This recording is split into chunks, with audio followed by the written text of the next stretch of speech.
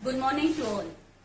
I am Rekha Jindal, Science Mistress from Government Girls Senior Secondary School, Murthalada, Sonipat. Dear students, घर से पढ़ाओ अभियान में आपकी जो भागीदारी है वाकई में काबिले तारीफ है और आप सब इसके लिए बधाई की बात है। डियर स्टूडेंट्स, आप देख रहे होंगे कि आज मैं गले में कुछ पहन के आई हूँ। आपने इसको पहचान भी लिया होगा। यस बेटा, ये स्टेथोस्कोप है। जो क्या काम आता है?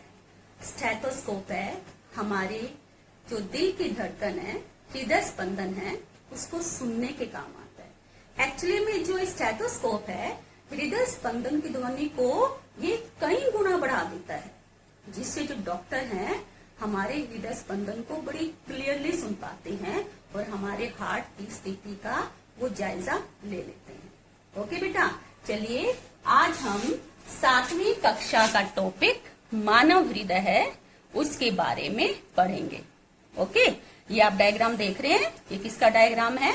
मानव हृदय। ठीक है, तो मानव हृदय एक्चुअली में क्या होता है? मानव हृदय एक पेशीय अंग होता है बेटा। मानव हृदय एक पेशीय अंग होता है जो हमारी वक्ष गुहा में हमारी बाईं ओर स्थित होता है। क्लियर है? बाईं ओर स्थित होता है। और जो मानव हृदय है बेटा, उसका कार्य क्या है? मानव हृदय का मुख्य कार्य क्या है? रक्त को पंप करना, ताकि ये शरीर के विभिन्न भागों तक पहुंच सके। क्लियर है? मानव हृदय का मुख्य कार्य क्या है? रक्त को पंप करना। और रक्त को पंप करने के लिए हमारा जो मानव हृदय है वो लयबद्ध तरीके से संकुचन और विश्रांति करते हुए हमारा निरंतर जीवन भर कार्य करता है। ठीक है, आइए अब हम मानव हृदय की बनावट की जानकारी हासिल करते हैं। मानव हृदय है वो 4 भागों में बटा होता है। कितने भागों में बटा होता है? 4 भागों में बटा होता है। बायां आलिंद, इसके बाद है हमारा बायां निलय, और इसके बाद है हमारा दायां आलिंद और दायां निलय। ओके बेटा, क्लियर है? कितने भाग हुए? 4 भाग हुए। ठीक है, बायां आलिंद, बायां निलय, दायां आलिंद, दायां निलय। क्लियर है? और जो हमारा बायां भाग है हृदय का, उसमें शुद्ध रक्त बहता है, और जो दायां भाग है उसमें अशुद्ध रक्त बहता है। तब आप पूछेंगे मैम, शुद्ध रक्त का मतलब क्या है और अशुद्ध रक्त का मतलब क्या है? बेटे, शुद्ध रक्त का मतलब है ऑक्सीजन युक्त रक्त, और जो अशुद्ध रक्त का मतलब है कार्बन डाइऑक्साइड युक्त रक्त। आइए देखते हैं कि शुद्ध रक्त कैसे हमारे हृदय में आता है और कैसे शरीर के अन्य भागों तक जाता है, और अशुद्ध रक्त है वो कैसे शरीर के अन्य भागों से हृदय में आता है और हमारे फेफड़ों तक जाता है। क्लियर है? आज हम ये देखेंगे। तो सबसे पहले ये आपको दिखाई दे रही है, यहां मैंने लिखा हुआ है फुफ्फुस शिरा। जो ये फुफ्फुस शिरा है ये फेफड़ों से शुद्ध रक्त लेके आती हैं। आप कहोगे जो शिरा हैं वो शुद्ध रक्त क्यों लेके आती हैं? तो बेटा, आपने पढ़ा जो धमनी है उनमें शुद्ध रक्त प्रवाह करता है, और जो हमारी शिराएं हैं उनमें अशुद्ध रक्त प्रवाहित होता है। लेकिन फुफ्फुस शिरा या फुफ्फुस धमनी इसके अपवाद हैं। तो फेफड़ों से शुद्ध रक्त फुफ्फुस शिरा से होता हुआ कहाँ आता है? बाएं आलिंद में आता है। कहाँ पे आ गया ये? बाएं आलिंद में। और फिर वाल्व से होता हुआ ये कहाँ पे आ गया? बाएं निलय में आ गया। ठीक है, और इसके बाद क्या होता है बेटा? ये यहां से होता हुआ महाधमनी में पहुंच जाता है, जो सबसे बड़ी धमनी होती है, काफी मोटी भी होती है। और महाधमनी से होता हुआ ये शरीर के विभिन्न भागों तक पहुंचता है। आप एरो देख लीजिए एक बारी। फुफ्फुस शिरा है, शुद्ध रक्त लेके आई है, ये बाएं आलिंद में आया है, बाएं निलय में आया है। आप ये जो काले एरो ना उन पे ही ध्यान देंगे। फिर ये कहाँ पे पहुंच गया? बाएं निलय से महाधमनी में पहुंच गया, और महाधमनी से ये शरीर के विभिन्न भागों तक पहुंच जाता है। जब ये शरीर के विभिन्न भागों तक पहुंचता है तो क्या होता है, वहां पे जो ऑक्सीजन युक्त रक्त है वो भोजन के विखंडन में काम आता है, और जब भोजन का विखंडन होता है तो हमारी कार्बन डाइऑक्साइड मुक्त होती है, और वो कार्बन डाइऑक्साइड है रक्त में मिल जाती है, यानी हमारा रक्त कैसा हो गया, अशुद्ध हो गया। अब वो अशुद्ध रक्त है वापस हृदय में आएगा। तो आप ये देख रहे हैं महाशिरा, एक ऊपर की तरफ होती है, ये नीचे की तरफ होती है। तो अशुद्ध रक्त है शरीर के विभिन्न भागों से महाशिरा से होता हुआ, आप ये एरो देखिए, महाशिरा से होता हुआ दाएं आलिंद में आता है, दाएं आलिंद से ये दाएं निलय में आया, और दाएं निलय से होता हुआ वो कहाँ पे गया, फुफ्फुस धमनी में चला गया। ठीक है, और फुफ्फुस धमनी कहाँ पे जाती है, फेफड़ों तक जाती है, और हमारे फेफड़े हैं पुनः उस रक्त को शुद्ध करते हैं, और शुद्ध रक्त है वापिस फुफ्फुस शिरा से होता हुआ हमारे मानव हृदय में पहुंचता है, मां धमनी से होता हुआ शरीर के अन्य भागों तक, फिर वापिस अशुद्ध रक्त है महाशिरा से होता हुआ दाएं आलिंद में, फिर दाएं निलय में, और फिर फुफ्फुस धमनी के द्वारा फेफड़ों तक भेज दिया जाता है। क्लियर है बेटा आपको?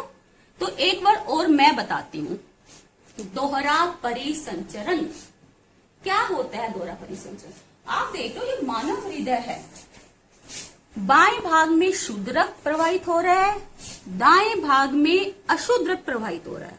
तो मानव हृदय में एक ही समय में शुद्ध रक्त और अशुद्ध रक्त प्रवाहित होता है, लेकिन बोल रही हूं मैं, ये मिक्स नहीं होता आपस में। और मिक्स होने से कौन रखता है, ये विभाजन दीवार है, ये शुद्ध रक्त और अशुद्ध रक्त को मिक्स नहीं होने देती। तो ये कहलाता है दोहरा परिसंचरण। तो क्लियर है बेटा, ये दोहरा परिसंचरण है, हमारे लिए बहुत ज्यादा इंपॉर्टेंट है। ये उच्च दक्षता वाली कार्य प्रणाली प्रदान करता है।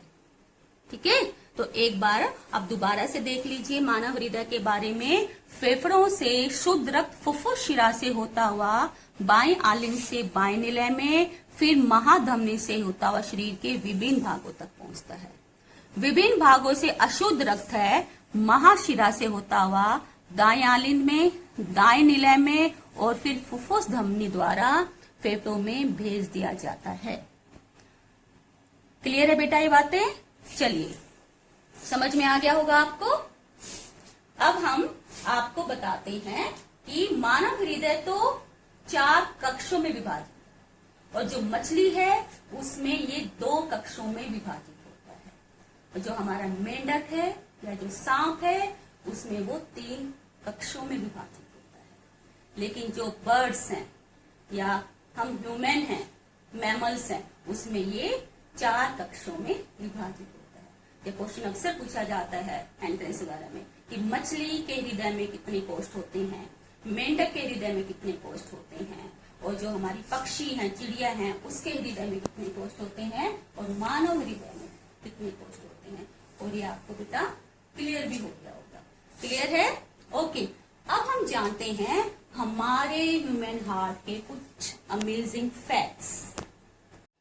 सबसे पहला जो अमेजिंग फैक्ट है हमारे ह्यूमन हार्ट के बारे में कि महिलाओं की हृदय स्पंदन दर पुरुषों की तुलना में अधिक होती है।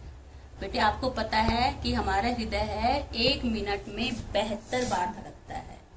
तो जो महिलाएं होती हैं उनमें जो हृदय की धड़कन है 1 मिनट में लगभग 80 होती है, और पुरुषों में वो 70 से 72 बार होती है। नेक्स्ट अमेजिंग फैक्ट है महिलाओं के हृदय का भार पुरुषों की तुलना में कम होता है।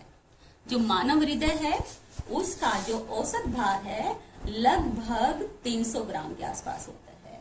महिलाओं में ये होता है 250 से 300 ग्राम, और पुरुषों में होता है 300 से 350 ग्राम। अगला अमेजिंग फैक्ट, जो हमारा हृदय है वो कब धड़कना शुरू कर देता है, जब हम माँ के गर्भ में 4 सप्ताह के होते हैं तो हमारा दिल धड़कना शुरू कर देता है, और जीवन पर्यंत लयबद्ध तरीके से धड़कता है। ओ बहुत इम्पोर्टेंट और अमेजिंग फैक्ट है। रक्त का कार्य है ब्लड को पंप करना, और ये रक्त को इतने प्रेशर से पंप करता है कि वो रक्त है 20 से 30 फीट ऊंचा जा सकता है ना अमेजिंग फैक्ट कि कितना प्रेशर होता है मानव हृदय के अंदर। और इस प्रेशर के लिए कौन जिम्मेदार होती हैं? हृदय पेशियां। तो हृदय पेशियों को कितना मजबूत होना पड़ेगा, ठीक है, वो मजबूत होती हैं हृदय पेशियां। अब हम बताएंगे कि पहला जो हार्ट ट्रांसप्लांट है कब हुआ था बेटा? 1967 में हुआ था, साउथ अफ्रीका में हुआ था। और किस डॉक्टर ने किया था? क्रिस्टियन बर्नार्ड नाम के डॉक्टर ने पहला हृदय प्रत्यारोपण किया था। तो डियर स्टूडेंट्स, आज आपने मानव हृदय के बारे में पढ़ा, अमेजिंग फैक्ट्स के बारे में पढ़ा, आप सबको बहुत मजा आया होगा। कल आप मानव हृदय का जो डायग्राम है अपनी कॉपी में बनाएंगे और एक काम करेंगे, आपने जब रेस्ट पे हैं, आराम कर रहे हैं, तो अपनी हार्ट बीट मापेंगे। जब भागते हुए आते हैं तब आप अपनी हार्ट बीट मापेंगे, और आपके घर में कोई भाई या बहन सो रहा है तो आप उसकी हार्ट बीट मापेंगे कितनी है, और वो मेरे साथ कल शेयर करेंगे। Okay, have a good day, घर में रहिए, सुरक्षित रहिए।